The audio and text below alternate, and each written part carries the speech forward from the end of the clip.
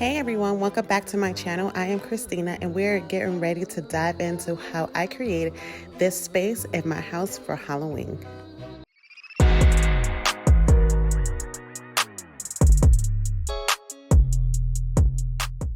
Hello everyone, welcome back to my channel. I am Christina. I am so happy you're here today. Thank you to all my subscribers, and if you haven't subscribed, please do so, as I do a lot of home decor and DIY videos. In today's video, I will be working on this space that I hardly do anything with. I usually have a nice picture there with my vacuum, and that's about it. I really wanted to tie in this space with the rest of the house for fall and for Halloween. So we're going to make it very festive, but fun and fall at the same time. So it's going to be spooky, but not so spooky. My kids don't really like too much horror stuff, so I kind of calm it down, and I thought this way will be great to add to the house, being that they like to go to the harvest where they're doing the pumpkin picking and they do a little trick-or-treating and all those things. So I wanted to bring that idea into this space, into the home. So get ready. Thank you for following me with this. Like it, comment, and let me know what you think. I always love to hear everyone's opinion on how do you feel about this space and doing something different in an empty space. So thank you for tuning and continue to watch the video.